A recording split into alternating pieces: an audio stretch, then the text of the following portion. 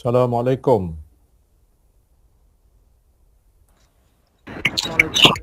Salam Ustaz.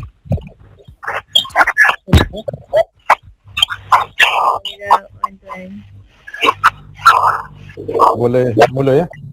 Boleh.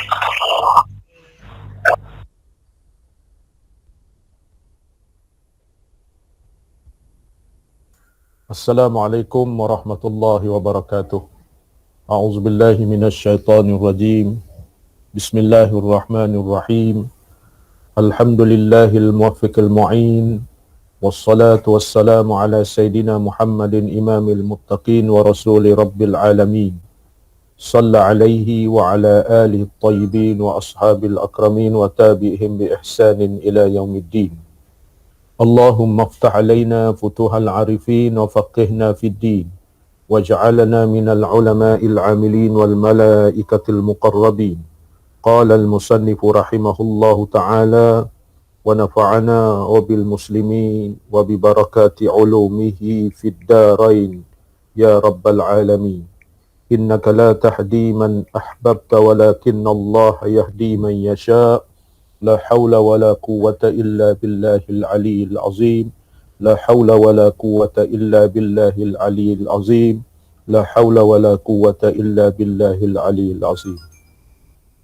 Ila hadratin Nabil Mustafa Rasulillah sallallahu alaihi wasallam wa ala alihi wa ashabihi wa ila arwahi kafatil muslimina wal muslimat wal mu'minina wal mu'minat ala hazihi niyyati syai'un lillahi lahumul fatihah. A'udzu billahi minasyaitonir rajim. Bismillahirrahmanirrahim. Alhamdulillahi rabbil alamin arrahmanir rahim maliki yaumiddin. Iyyaka na'budu wa iyyaka nasta'in. Ihdinas siratal mustaqim.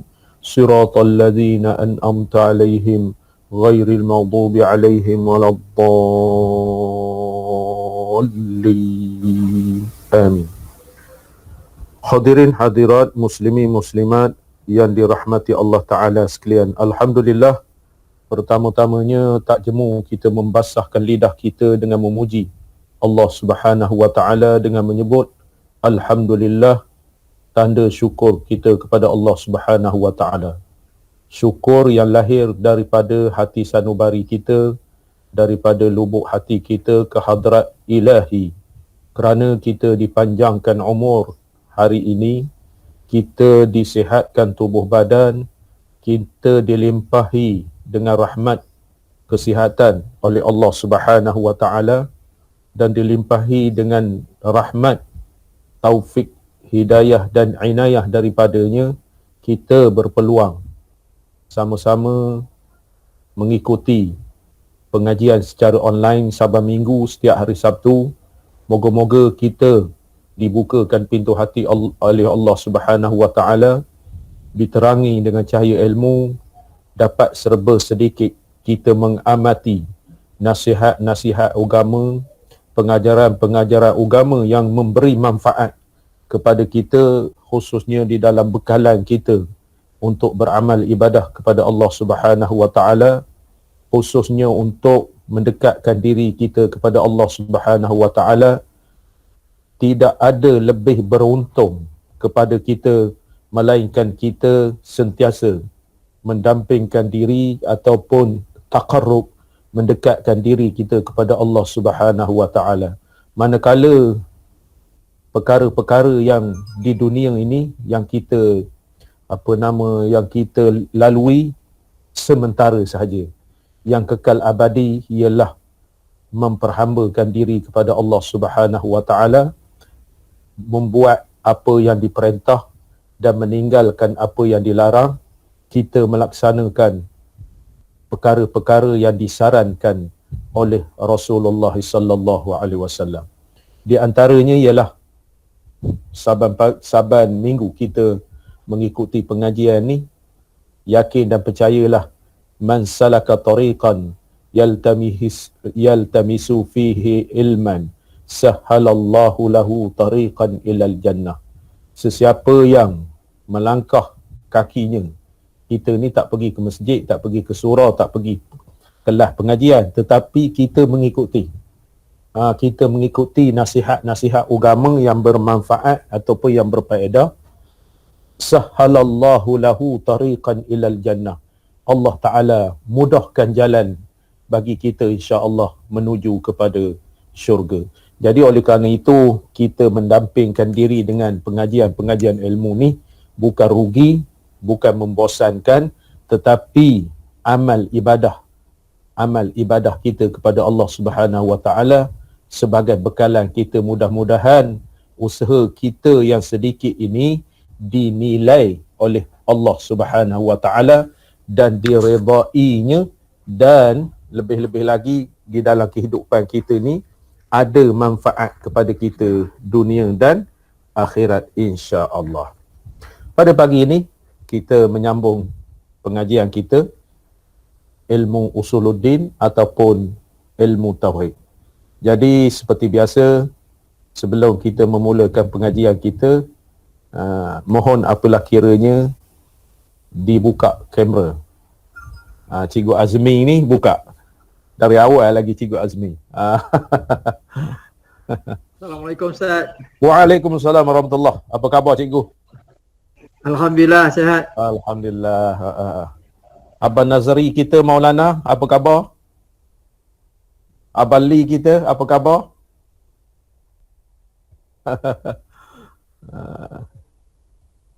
Buka. Assalamualaikum Ustaz. Waalaikumsalam warahmatullahi. Cikgu Azrul di Kuantan. Kak Rahani. Sihat-sihat semua, alhamdulillah. Alhamdulillah sihat. Moga-moga kita dikurniakan sihat walafiat insya-Allah. Jadi insya-Allah kita sambung pula pengajian kita kitab Aqidatun Naji. Pertama sekalinya kita menuntut ilmu ni kena niat. Nawaitu ta'alluma lillahi ta'ala. Sahaja aku belajar ilmu kerana Allah Ta'ala. Moga-moga kita barakah di sisinya. Jadi kitab Aqidatun Naji seperti biasa, muka surat 112 kitab Jawi, manakala kitab Rumi ini muka surat 297.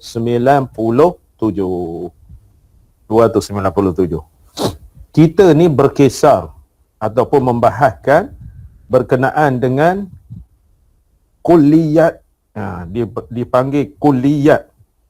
Maknanya kita ni memelihara 6 perkara.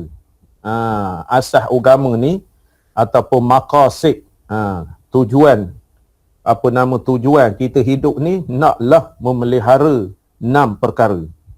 Jadi yang keduanya, bismillahirrahmanirrahim, qala al-musannifu rahimahullahu ta'ala. Yang pertamanya kita membincangkan pada minggu lepas ad-din. Ad-din tu agama. Kita memelihara agama sebabnya agama inilah tempat terbit kejadian kita manusia ni memperhambakan diri kepada Allah Ta'ala. Sebab itulah jaga agama. Jaga agama, kita memahami agama. Apa kata kalau kita tidak memahami agama? Apa kata kalau kita tidak faham agama? Jadi amat susah kepada kita. Amat susah kepada kita di dalam kehidupan kita, kita tak faham agama. Amat susah kepada kita. Jadi oleh kerana itu, jadi memahami agama itu adalah kewajipan utama. Adalah kewajipan utama di dalam kita memelihara agama. Lepas itu memelihara agama ni dalam konteks makna kita faham agama. Sebab itulah firman Allah Ta'ala, wa zakkir fa inna dzikra tanfa'ul mu'minin. Kita beringat-ingat itu. Allah kata beringat-ingat itu memberi manfaat kepada kita. Jadi ilmu agama. Jadi nak faham agama mesti disuluh oleh ilmu agama. Jadi ilmu agama asas saya sering kali sebut. kita tak dapat tidak fardu ain bagi kita 3 ilmu ni.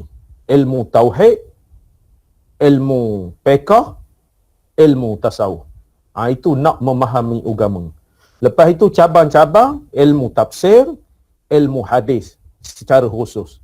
Ilmu tafsir, ilmu hadis, lepas tu ilmu tajwid, nak membetulkan Quran. Jadi asas fardu ain kita dalam agama ni ilmu tauhid. Kita sedang belajar ni.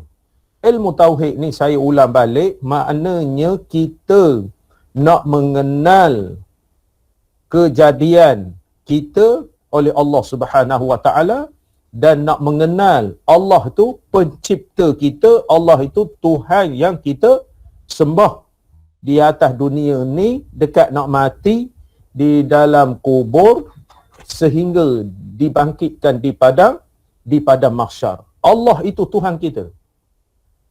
Yang keduanya, kenabian. Rasulullah itu nabi kita. Yang ketiganya, perkara-perkara tak nampak ataupun perkara-perkara sam'iyat, wajib kita beriman. Itu tunjang akidah kita. Tunjang akidah dalaman kita berkenaan dengan ketuhanan, berkenaan dengan kenabian, berkenaan dengan perkara-perkara ghaib. Itu tak dapat tidak, mesti disajikan sentiasa kepada jiwa kita. Disajikan kepada jiwa kita, disajikan kepada masyarakat kita. Di dalam kuliah-kuliah ataupun masjid surau tu, tak dapat tidak mesti ada orang yang mengajar berkenaan dengan aqaid, yang berkenaan dengan akidah. Yang berkenaan dengan akidah, memantapkan kita. Akidah ni ibarat pakaian kita. Kita pakai baju, kita pakai seluar, kita pakai baju Melayu, kita pakai kain, kita pakai songkok, kita pakai ketiah, kita pakai serup. Itu ibarat pakaian kita. Itu ilmu aqaid tentang pakaian. Jadinya kita ni mengaji ni, Aqidatun Naji ni lengkap dah tu. Kepiahnya, bajunya kain, ibarat katanya. Lengkap dah. Tetapi pengajiannya lengkap. Makna isinya terserah kepada masing-masing. Isinya terserah kepada masing-masing. Tentang ketuhanan, sifat wajib, sifat mustahil, sifat harus yang seangkatan dengannya. Berkenaan dengan an-nubuwat, sifat wajib, sifat mustahil, sifat harus yang bersangkutan dengan perkara kenabian. Dia punya pakej dia. Lepas itu yang berkait dengan as-sam'iyat, kita dah belajar je. Dah belajar juga berkenaan dengan perkara-perkara ghaib, mula-mula dosa, pahala, syurga, neraka, sirat, alam kubur, mizan, al-kausar, pakej dia dalam perkara sam'iyat, perkara an-nubuwat, perkara ketuhanan. Kita ringkaskan di dalam sifat 20. Sebab itu saya sering kali mengingatkan kita yang mengaji-mengaji ni, kalau lunah pengetahuan ni, tuan-tuan semua ada lunah pengetahuan masa kita beli di kelas dulu. Di kelas dulu lunah pengetahuan sifat 20. Sifat 20 ni kalau masak buku ni lengkap perkara-perkara yang saya sebutkan 3 tadi. Lengkap. Maknanya kita belajar berkenaan dengan sifat 20, dalil nakli, dalil akli. Saya tak jemu-jemu menyebut. Saya tak jemu-jemu menyebut supaya kita ni melekat dalam jiwa kita seperti mana membaca surah Al-Fatihah. Lekat. Sifat 20, dalil akli, dalil nakli. Lepas tu bahagian dia nafsiyah, salbiyah, ma'ani, ma'nawiyah. Lepas tu istighna, lepas tu ibtiqar. Lepas itu berkenaan dengan rasul-rasul, nabi-nabi, jumlah nabi, malaikat, apa begitu begini. Sampailah kepada penghujung kitab ni perkara-perkara sam'iyat. Dia sebut perkara-perkara sam'iyat. Maknanya nak menceritakan perkara-perkara yang wajib kita mengetahuinya. Itu tunjang kita. Begitu juga kenabian, begitu juga perkara-perkara sama'iyat yang saya sebut pekeh. Itu nak memahami agama. Tunjang. Lagipun dalam hadis 40 tu, kita terkenal dengan hadis 40. Hadis 40 tu, tuan-tuan ingat, malaikat Jibril datang bertemu dengan Rasulullah. Malaikat tu kata, ceritakan aku berkenaan dengan iman, ceritakan aku berkenaan dengan Islam, ceritakan aku berkenaan dengan ihsan. Itu dah tunjang dia. Iman, Islam, ihsan. Iman, Islam, ihsan. Cuba rujuk di dalam hadis 40. Hadis 40. Ada hadis 40 tu? Ada? Tak ingat hadis ke berapa? Hadis pertama tu tentang niat. Innamal a'malu binniyat. Hadis yang kedua ataupun yang ketiga. Hadis yang kedua ataupun yang ketiga. Yang berkenaan dengan iman, Islam, ihsan. Iman, Islam, ihsan. Itu nak melengkapkan agama ni. Ad-din, hak kita bincang pada minggu lepas. Begitu juga melengkapkan agama ni, fiqh, ibadat, muamalat, munakahat, jinayat. Kita sekarang ni belajar fiqh jinayat. Maaf Ustaz, hadis kedua. Hadis kedua, panjang hadis tu. Di dalam hadis 40, hadis 40. Saya buku hadis begitu juga. Cuba tunjuk sikit. Ya Ustaz. Tunjuk. Hadis saya begitu juga. Hadis 40. Buku kecil saja. Buku kecil. Hadis yang kedua ya. Ya Ustaz. Iman, Islam, ihsan. Itu tunjang. Macam mana modul ke, macam mana kerusuh ke, macam mana diskusi, macam mana seminar, kembali ke situ. Untuk melengkapkan manusia ni. Remaja-remaja, belia-belia kita, orang tua kita, iman, Islam, ihsan. Iman, Islam, ihsan. Lepas tu disebut yang akhir sekali, tanda-tiada kiamat. Makna kita ni tak kekal. Kita ni tak kekal, maka kita lengkapkan sementara hidup kita di dunia. Tu. Fiqh. Lepas tu tasawuf, akhlak kita, moral kita, etika kita, sifat-sifat mahmudah, sifat-sifat mazmumah. Itu saya ulang balik, tak jemu-jemu mengulangnya supaya kita ingat di situlah duduknya rukuk Islam, rukuk iman, lepas itu rukuk ihsan. Islam, iman, ihsan. Jadi kita masuk yang kedua. Dan yang kedua, diri seseorang. Dan memeliharakan dia itu dengan dipeliharakan daripada yang membinasakan dia atau yang mudaratkan dia. Maka tiada harus kita bunuh akan dia dengan tiada sebenar. Makna hukum kisah. Kalau hukum kisah tak apa. Dan jikalau diri kita sekalipun. Dan tiada harus kita kerat akan anggotanya dengan tiada sebenar. Makna potong tangan begitu begini. Dan sebab inilah dituntut qisas pada dirinya dan pada anggotanya. Yang kedua, kulliyat ataupun perkara-perkara penting kita ni sebagai manusia ni, kita menjaga diri kita.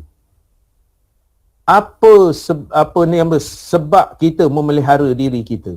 Maknanya kita tak boleh membinasakan diri kita. Jadi isu yang sekarang ni, masyarakat kita 2021, isu membunuh diri. Isu membunuh diri. Jadi membunuh diri ni sepatutnya tidak berlaku. Walaupun kesempitan apa begitu begini, kita ada iman. Sebab itu kita ada agama. Jadi amat malang sekiranya orang Islam mengambil keputusan untuk menyelesaikan masalah membunuh diri. Sebab membunuh diri ni, diri kita ni dihormati oleh syarak. Dihormati oleh syarak. Dan tidak boleh membunuh diri seseorang melainkan dia ni dijatuhkan hukum qisas. Tidak boleh mencederakan ataupun menghukumkan mencacatkan anggota melainkan dia hukum qisas itu. Makna hak sebenar. Bunuh, balas, bunuh. Jadi tidak boleh sewena-wena kita tak suka tembak, tak suka tikam. Tak boleh. Kita ni ada kawalan. Ada kawalan, itu hukum jinayat. Kita belajar jinayat tu. Maksud yang tersirat di dalam hukum jinayat itu, balas, bunuh, apa begitu begini, mencuri, potong tangan, apa begitu begini. Standard cantik sangat dah. Standard cantik sangat dah. Kita pekoh ibadat, muamalat, munakahat, jinayat. Saya ulang soalan nak tanya. Pasal apa kita beribadat? Beribadat. Wama khalaqtul jinna wal insa illa liya'budun. Pasal apa kena ibadat? Pasal apa? Apa ni? Menurut perintah Allah.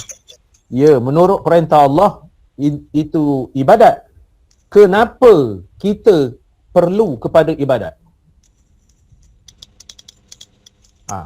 Untuk selamat dunia akhirat. Selamat dunia akhirat setelah beribadat. Kenapa kita perlu ibadat? Minum teh sekejap. Bismillahirrahmanirrahim. Sebab disyariatkan kita. Disyariatkan tu maknanya ibadat. Kenapa kita ni manusia ni kena ibadat? Kita hamba Allah. Betul, hamba Allah. Kenapa kita hamba Allah kena ibadat? Sebab itu yang diperintahkan buat ibadat.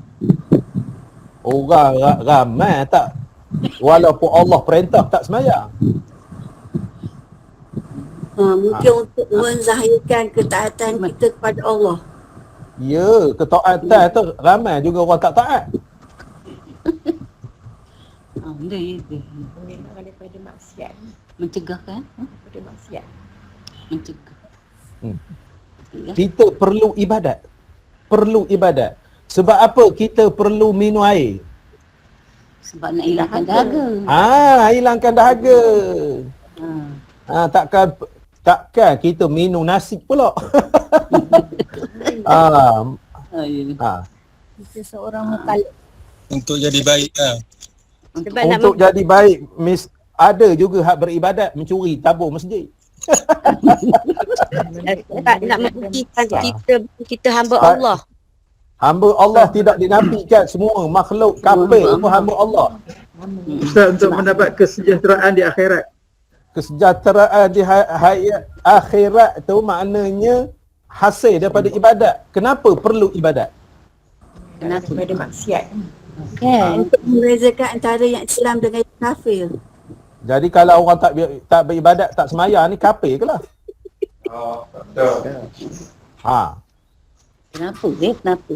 Kenapa? Kenapa masalahnya? Kenapa? Orang mukallaf. Dan tuan-tuan menjawabnya mesti ada dalam kitab baru boleh jawab. Menjawab mesti ada dalam kitab. Saya ni dalam kitab Sabilah.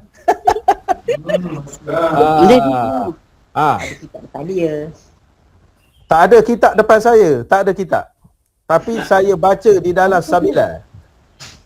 Awal-awal Sabilah. Kenapa kita? Sebab apa ni sebab perintah Allah, wa ma khalaqtul jinna wal insa illa liya'budun. Bukan tu tak? Mana tu tengok Ustaz? Ni kan satu soalan lagi. Ya. Kenapa muamalat? Kenapa munakahat? Kenapa jinayat? Itu dia. Jadi mengaku tak mengaku? Mengaku. Kelana. Lenda Ustaz. Mana angkat bendera putih lah. Lenda. Jadi maksudnya kita ni beribadat ni kerana kita beribadat ni kerana naluri manusia ni mesti dia ketaatan, mesti dia maknanya ada link. Ada link. Macam kita mak ayah ada lagi, masih hidup lagi. Kita ni ada hubungan dengan mak ayah kita. Kita ada hubungan. Contohnya saya mak ayah dah tak ada. Dulu mak tak ada. Kuat lagi. Makna ayah ada. Lepas tu mak dengan ayah 10 tahun. Mak meninggal 10 tahun, ayah pula. Rupanya secara tak langsung, bila ayah dah tak ada, kekuatan kita, kegembiraan kita nak balik kampung, luntur. Itu contoh. Sebagai contoh. Luntur. Maknanya, ibarat katanya, balik tak apa. Balik tak apa. Tetapi, kita ayah dah tak ada, mak dah tak ada ni, kesukaan kalau balik kampung, maknanya nak ziarah kubur ayah, kubur mak. Itu ikatan. Walaupun ayah kita tak ada, tetapi balik aja menjejakkan kaki di kampung, langkah pertama terus pergi ziarah kubur, ziarah mak dengan ayah. Itu maksudnya, kita ni perlu beribadat kerana link kita dengan Allah Ta'ala. Kalau kita tak beribadat ni, tak ada link, kosong. Faham? Contoh lain. Masuk Zuhur, kita ada link. Maknanya pukul 1 tu, dah terdetik hati kita, Zuhur. Itu maksud dia. Maksudnya, lepas itu, pukul 4, ada link, Asar. Lepas tu, seterusnya, ada link, Maghrib. Maknanya, ibadat ni, kita ada hubungan. Kita ada hubungan dengan Allah Ta'ala. Faham? Hablum minallah saya. Hablum minallah. Kita ada walaupun secara tak nyata. Ya. Secara tak nyata maknanya kita tetap maknanya ada link. Contoh, kelas tafakuh ni. Kita ada link hari Sabtu aja. Ya. Dah ada dalam kepala kita. Kita kelas. Jadi orang yang tak ada link ni, lantaklah kelas tak kelas apa gitu gini, dia tak dapat zuk. Dia tak dapat zuk. Faham tak? Cakap saya ni. Itu maksud ibadat tu. Ibadat tu maknanya kita ada link sesuatu di naluri kita. Naluri kita. Jadi nak kisah ibadat ni sehari semalam tak habis. Yang kedua, apa nama muamalat? Muamalat. Kenapa kita bermuamalat? Ada sewa menyewa, ada upah mengupah, ada ganti mengganti, ada pajak gadai apa begitu begini. Ada last sekali ihyaul mawat, meneroka tanah. Meneroka tanah. Bukan tanah haram musangking itu bukan. Mana? Ini tebal kan? Kena tebal. Maksudnya kenapa muamalat itu? Muamalat. Nak ringkasnya saya jawablah. Muamalat itu keperluan interaksi manusia. Hablum minan nas. Hablum minan nas. Itu muamalat. Saya ada duit nak beli beras, kalau pesawah tak ada tanam padi, tak dapat beras. Tak beras. Itu konsep muamalat tu. Saya rumput panjang. Rumput panjang dekat rumah, saya ada duit, saya kena cari orang mesin rumput. Upah ke dia. Muamalat. Saya ada nak buat tanah, luluh tanah 1 ekar dalam hutan. Saya mesti upah orang menebang. Itu muamalat. Walaupun saya ada tanah, walaupun saya banyak duit, tetapi saya tak mampu nak mengusahakan nak menebang. Makna nak memegang parang pun tak betul. Nak memegang parang tak betul. Jadi oleh kerana itu muamalat. Berinteraksi manusia. Yang kedua. Yang ketiga, Munakahat. Munakahat. Kenapa? Jawab juga, maknanya manusia ni ada keinginan syahwat. Keinginan syahwat. Maksudnya nak nikah. Jadi nak nikah tu berkeluarga. Jadi bila keluarga beranak pinak. Itu munakahat. Munakahat. Keluarga kampung ini lelaki perempuan kahwin, kita pergi ke kampung dia, kita bergendang, kita berkompang apa begitu begini. Itu masalahnya. Seterusnya bila berlaku perceraian, menjaga anak. Dan yang keempatnya jinayat. Jinayat ni bila ada manusia apa begitu begini, berlakulah bunuh-membunuh, berlakulah curi-mencuri apa begitu begini, perlu kepada jinayat, perlu kepada undang-undang iaitu terhadap manusia. Jadi oleh kerana itu, kita ni perkara penting dipelihara ialah menjaga diri kita. Tak boleh wala tulqu bi aidikum ila tahlukah. Tak boleh mencampakkan diri kita ke lembah kebinasaan. Tak boleh minum racun, tak boleh gantung diri, tak boleh minum mabuk, tak boleh merosakkan jiwa kita. Yang ketiga, harta. Dan iaitu tiap-tiap barang yang halal milik akan dia pada syarak. Dan jikalau sedikit sekalipun dan memeliharakan dia dengan ketiadaan, memperbuat dengan dia akan barang yang tiada mengizin oleh syarak padanya, maka tiada harus kita curi dan rampas akan harta orang. Dan kerana inilah dituntut kerat tangan orang yang mencuri dan kerat tangan dan kaki bagi orang penyambung di jalan. Itu. Maknanya harta. Harta tu milik kita. Orang lain tak boleh menceroboh harta kita. Orang lain tak boleh mengambil harta kita. Dan bertanggungjawab kita kepada harta kita mengawal. Rumah mesti pagar kunci.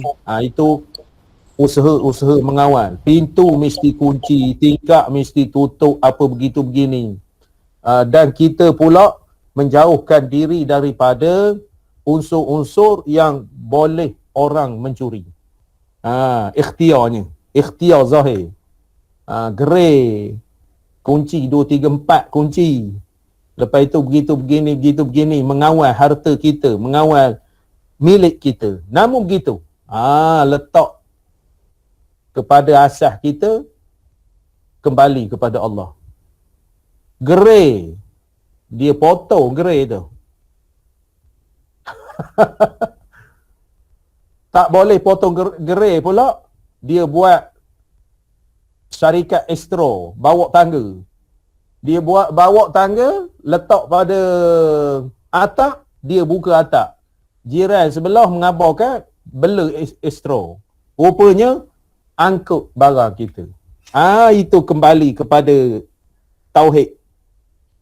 Maknanya dah kunci rumah apa begitu begini, nak tinggal rumah, bismillahi tawakkaltu ala Allah, la hawla wa la quwwata illa billahil aliyyil azim.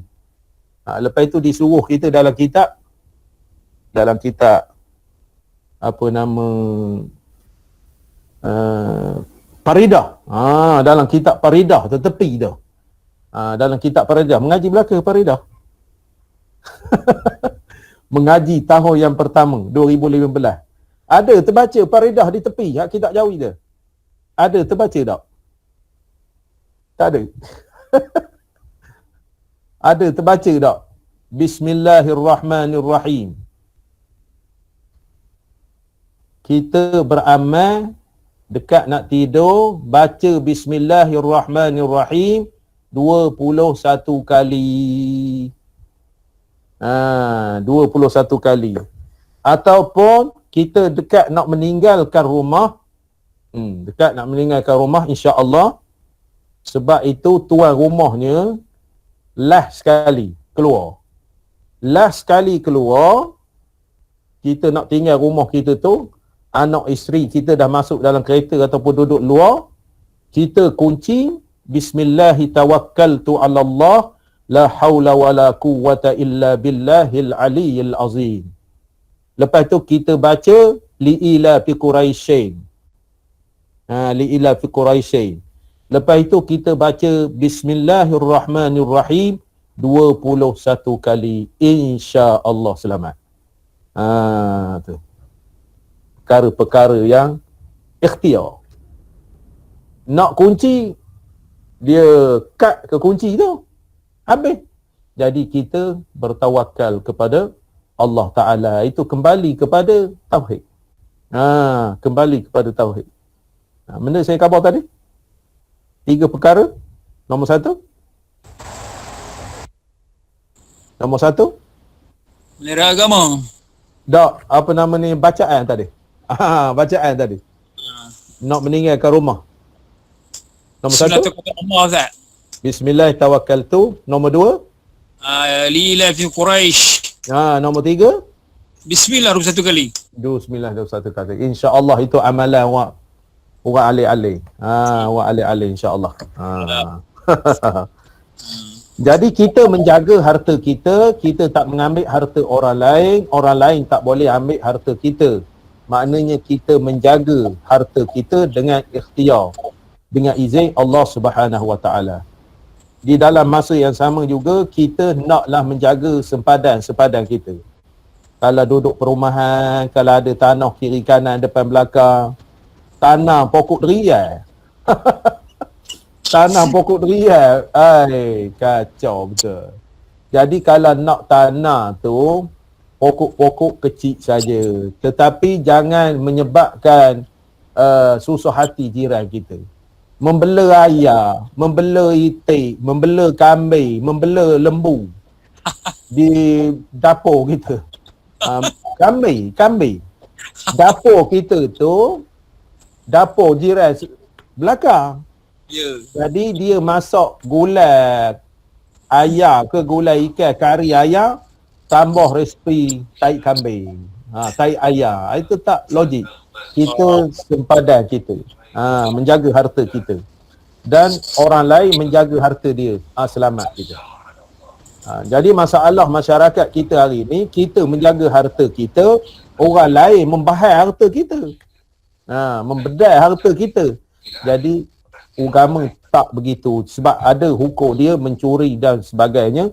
Di samping berdosa, tetapi mencuri itu ada hak-hak yang dikatakan potong tangan. Keempat, pertama menjaga agama, kedua menjaga diri, ketiga menjaga harta, keempat nasab.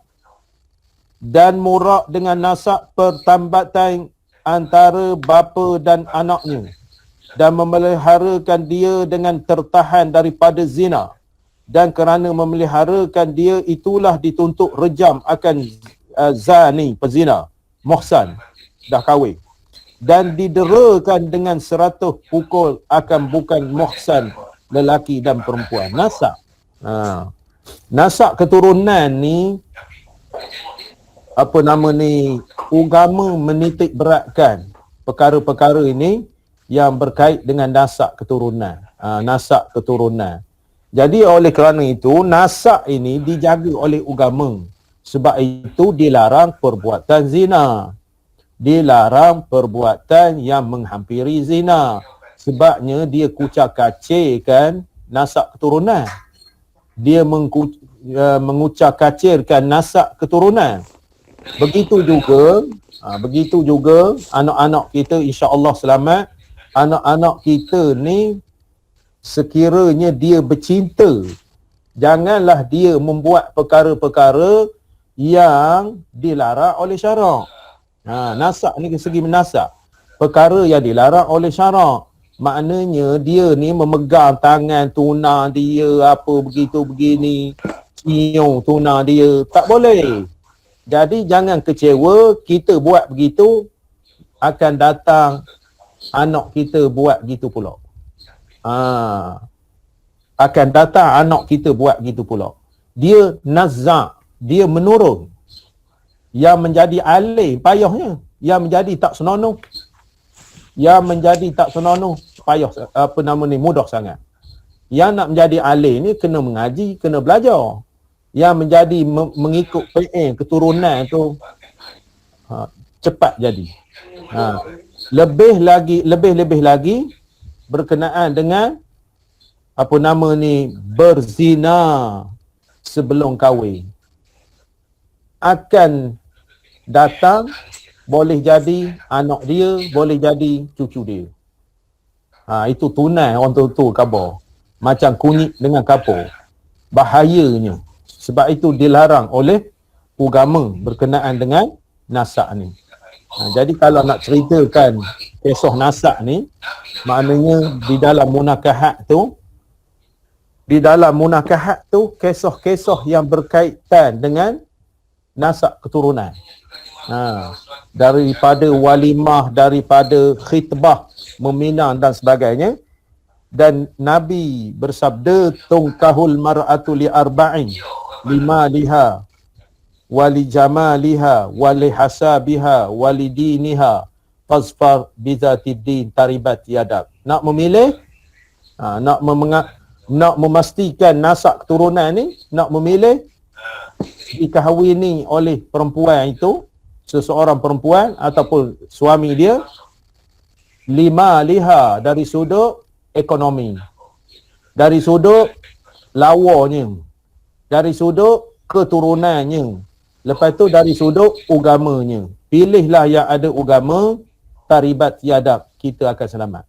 Memilih daripada hak agama. Jadi oleh kerana itu, bertunang bukanlah lesen nak membawa tunang kita itu ke sana ke sini, tetapi bertunang itu sekadar tanda kita nak tandanya, nasab keturunan itu. Yang kelima, akal. Memelihara akal dan memeliharakan dia dengan terpeliharakan daripada yang menghilangkan dia atau yang mencederakan dia. Maka tiada harus kita makan dan minum akan sesuatu yang menghilangkan akal. Dan kerana inilah dituntut had akan yang meminum arak, dan wajib kisah dan diat yang menghilangkan akal dengan jenayah. Jadi akal ni pelihara. Al-aqlus salim fil jismis salim. Akal yang sempurna, sihat tu daripada tubuh badan yang sihat. Jadi syarak ni menjaga akal, sebab akal dipelihara menyebabkan kita molek. Kalau akal ni dicemari oleh minuman begini, maka tak sihat. Jadi tak sihat akal kita. Jadi tak sihat pandangan kita kerana akal tak sihat. Jadi agama ataupun perkara-perkara yang penting ni, perkara-perkara yang penting ni menjaga akal daripada benda-benda yang mencemarkan akal. Biasa, bising. Tutup mic. Tu dia. Jadi akal ni penting supaya kita tidak gila. Jadi akal ni, kalau dari sudut kita mengajinya, akal ni nak mencerdaskan akal, banyak menghafal. Sebab itu orang mengaji-ngaji pondok, mengaji-ngaji sekolah Arab, rutin dia menghafal. Kerana akal kita ni, minuman dia menghafal. Menajangkan hafalan. Maknanya menajangkan hafalan, kita dapat hafal, akal kita bercambah.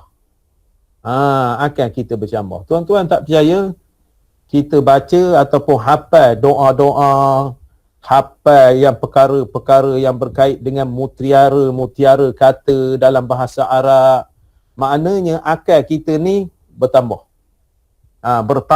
cerdas kita menghafal. Contohnya doa. Biarlah kita banyak menghafal doa. Di dalam pembendaharaan kita menghafal doa. Apatah lagi menghafal Quran. Apatah lagi menghafal hadis. Hadis ni perkataan Nabi, sabda Nabi. Quran ni kalamullah. Begitu juga doa-doa, matan-matan, syair-syair yang menajamkan akal. Menajamkan akal. Contohnya, wal akhzu bitajwidi hatmun lazimum. Mengapa matan tajwid? Wal akhzu bitajwidi, mengambil hukum tajwid, hatmul lazimun, maka menjadi wajib. Maka menjadi wajib. Maknanya kita menggambarkan belajar ilmu tajwid ni, kalau kita mengaji Quran, makna perlu sangat. Perlu sangat. Begitu juga belajar sifat 20. Man arafa nafsahu faqad arafa rabbahu. Sesiapa yang kenal dirinya, sesungguhnya dia kenal Allah Ta'ala. Syair lagi. Man la syaikha lahu fasyaitanu syaikhuhu. Sesiapa yang belajar dapat yang tidak ada guru, fasyaitani syaikhuhu, maka syaitan itu gurunya. Mutiara. Begitu juga matan, nahu, mata ujurmiyah. Al-kalamu huwa al-lafzul murakkabu bil wad'i wa aqsamuhu salasatun. Ismun wa fi'lun wa harfun ja'a li makna. Hafal. Masa-masa sekolah dulu. Al-kalamu huwa al-lafzul murakkabu. Perkataan itu naklah dia tersusun. Al-mufidu, dia memberi faham. Terbahagi dia kepada 3 bahagi. Fi'il, isim, fi'il, huruf. Isim ni nama, fi'il ni perbuatan, huruf yang ada makna. Hafal-hafalnya. Hafal-hafal perkataan-perkataan itu ataupun syair-syair ataupun matan-matan, dia menajamkan ingatan kita. Menajamkan ingatan kita. Sebab itulah di dalam kuliah-kuliah saya, khususnya dalam kuliah di masjid ataupun di surau, saya rajin menulis doa-doa. Saya menulis doa-doa diedarkan kepada jemaah supaya menghafal. Supaya menghafal. Jadi oleh kerana menghafal itu, dia menajamkan akal. Walaupun 2-3 bulan 2-3 bulan tak dapat, makna faktornya tak tajam akal. Tak tajam akal. Kita maksudnya kita tidak lazimkan. Itu minta maaf cakapnya, bila kita menghafal, satu yang saya kesan, dapat kesan membaca tu seperti membaca doa yang saya bagi tu, hafalan yang saya bagi tidak seperti saya baca. Dia ikut, dia baca. Jadi tak kena. Jadi kita kena ikut guru, lepas tu tanda. Tanda. Jadi kita baca seperti guru kita baca. Ini maknanya ibarat baca senapas. Kita ada step-step membaca. Jadi oleh kerana itu nampak tak tajam akal kita. Tak tajam akal. Sebaliknya kita, orang lain guru kita baca lain, kita baca lain. Itu akal tak tajam. Jadi oleh kerana itu, nak akal tajam ini, maka melazimkan menghafal. Menghafal benda-benda lah. Kita belajar. Tu akal. Dan keenam, kemaluan. dan iaitu tempat kepujuan dan kecelaan daripada manusia memeliharakan dia tertergah daripada umpama tuduh. Maka tiada harus kita tuduh orang dengan zina dan tiada harus kita maki akan dia. Dan kerana inilah dituntut had bagi orang yang menuduh zina akan orang yang terpelihara daripada zina dan ditakzirkan yang lainnya. Yakni orang yang tiada terpelihara daripada zina, makna kemaluan. Daripada kemaluan. Jadi kemaluan ni kita maknanya maruah. Maruah. Kita ada maruah, itu dipelihara oleh agama. Kita tidak sembarangan. Hidup ni kita ada maruah. Janganlah menyebabkan jatuh maruah. Bismillah.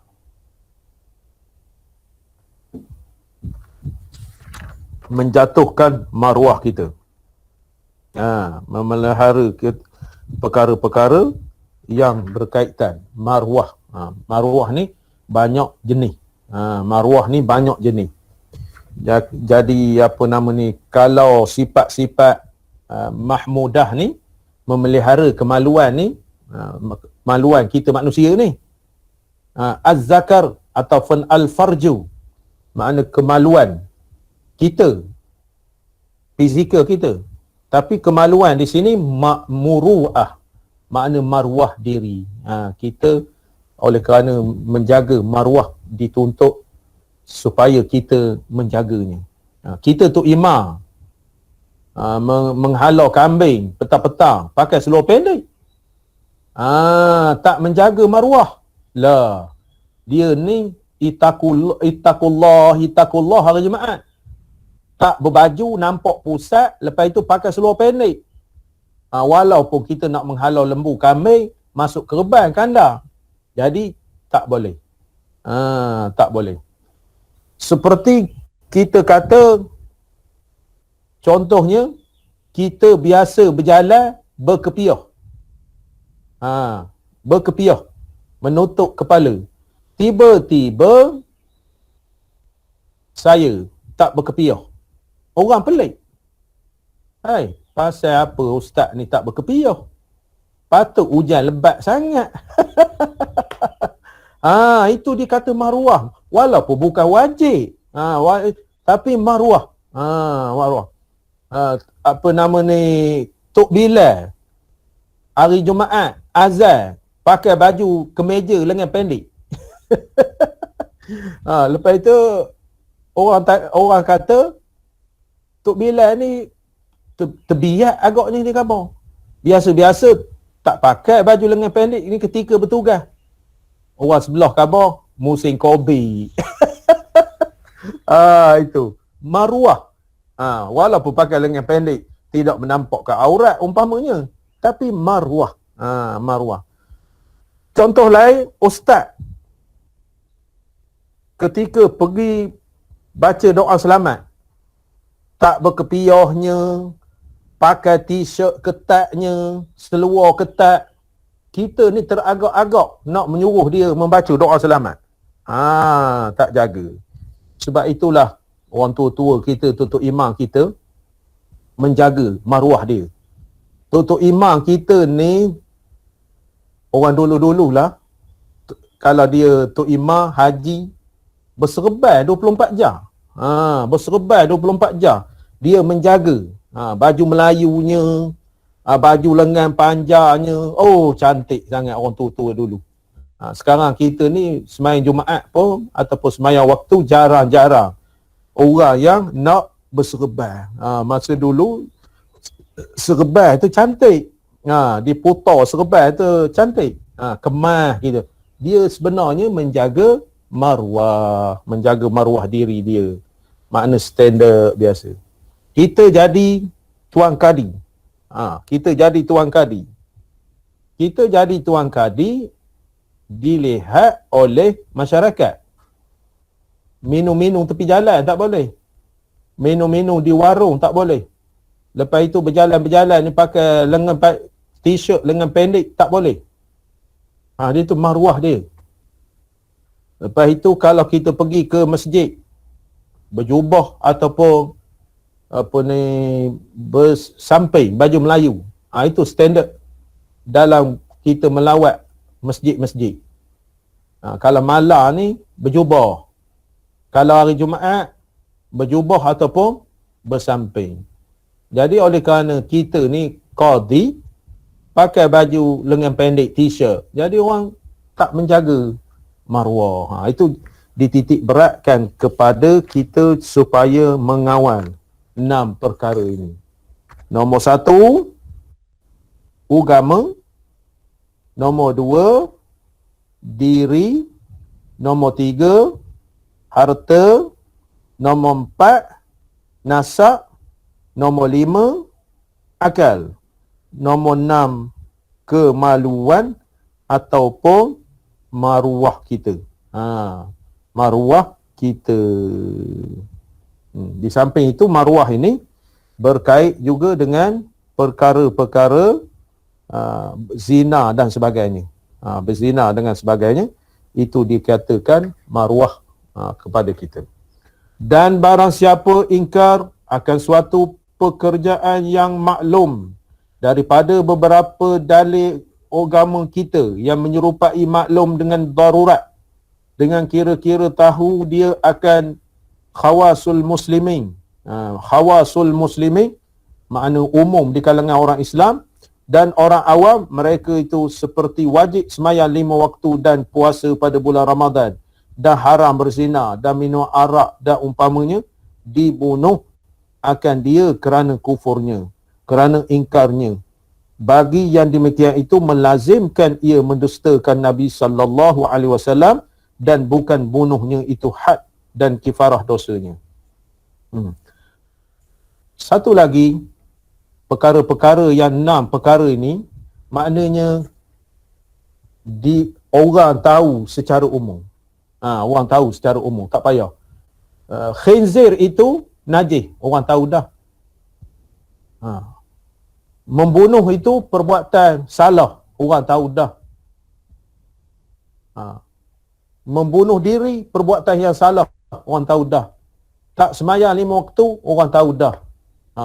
Jadi oleh kerana itu, maka kita mengetahui secara umum.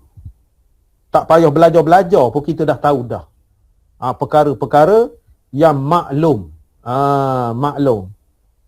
Kenapa awak makan daging babi? Saya tak tahu. Musabah tak tahu. Maknanya budak kecil pun tahu dah. Makna babi itu haram. Umat Islam tak boleh memakannya. Itu dikatakan tahu, masyarakat tahu. Dan demikian lagi orang yang ingkar akan hukum diijma'kan atasnya akan sebagai ijma' yang qat'i, dan iaitu barang yang muafakat, segala muktabar atas pekerjaan agama yang maklum dengan darurat seperti ijma', mereka itu akan wajibnya, akan haramnya, atau i'tiqad akan harus dan haram di ijma' yang maklum daripada agama darurat seperti zina, raya puasa, maka jadi kufur, dibunuh akan, kemudian daripada dituntutkan bertaubat. Kita tahu semua dah. Semayang tak wajib, dia kata. Puasa tak wajib. Apa bulan-bulan Ramadan ni. Maka tiada mahu taubat, maka hukum bunuhlah. Had, hukum had. Tetapi tiada harus bagi seseorang daripada manusia itu membunuh akan kerana membawa kepada fitnah yang besar. Kita tak boleh bunuh, maka pemerintah. Hanya wajib atas raja-raja juga memerintahkan akan yang demikian itu. Maka sebab itulah wajib atas ulama-ulama dan ru'us ketua. Muslimin mendirikan imam yang adil, pemerintah yang adil pada ketika itu, pada ketika tiada nas daripada Allah atau Rasulnya atas orang muayyan, seperti firman-Nya, Ya Daud, inna ja'alnaka khalifatan fil ardi. Hai Daud, sesungguhnya kami menjadikan kamu khalifah di muka bumi ini. Itu jadi, oleh kerana itu, 6 perkara ini yang wajib dipelihara.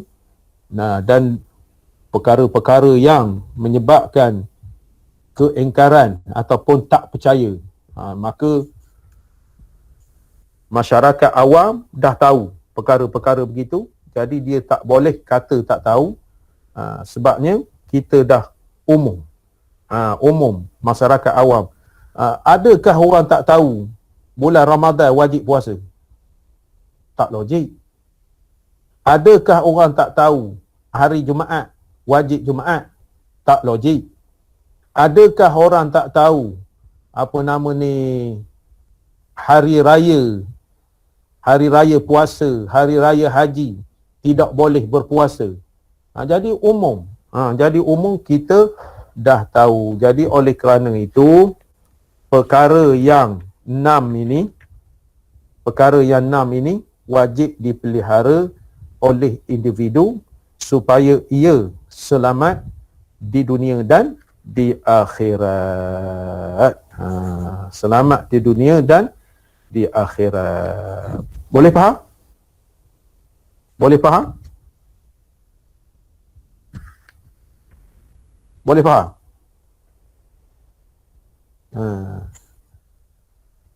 Ya, insya-Allah. InsyaAllah. Benda yang kita faham. Kisah benda.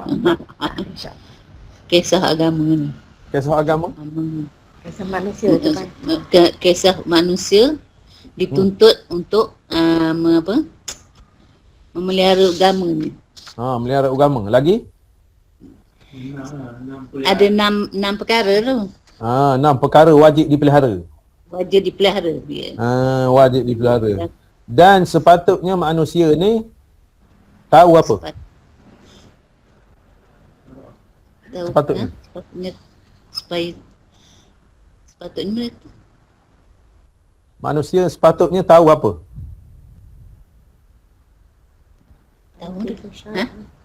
Tahu syarat-syarat. Tahu syarat-syarat. Tahu benda yang apa yang dibuat ni tahu. Manusia ni patut tahu Apa kewajipan apa yang dilarang. Contohnya saya kata tadi, minta maaf cakapnya babi itu haram, najis. Mana tahu walaupun tak belajar. Walaupun tak belajar. Puasa tu wajib pada bulan Ramadan walaupun dia tak puasa, tetapi dia tahu, maknanya menjadi hebahan orang semua tahu. Begitu juga orang tahu hari raya puasa, hari raya haji, orang tahu. Jadi oleh kerana itu kita memelihara perkara-perkara 6 ini wajib dipelihara untuk kesejahteraan kita di dunia dan akhirat. Jadi manusia itu jadi baik bila dia memelihara perkara yang 6 ini. Wallahu a'lam. Aqulu qawli hadza wa astaghfirullah li wa lakum. Wassalamualaikum warahmatullahi wabarakatuh. Kita berhenti 5 minit insya-Allah. Slot yang kedua pula.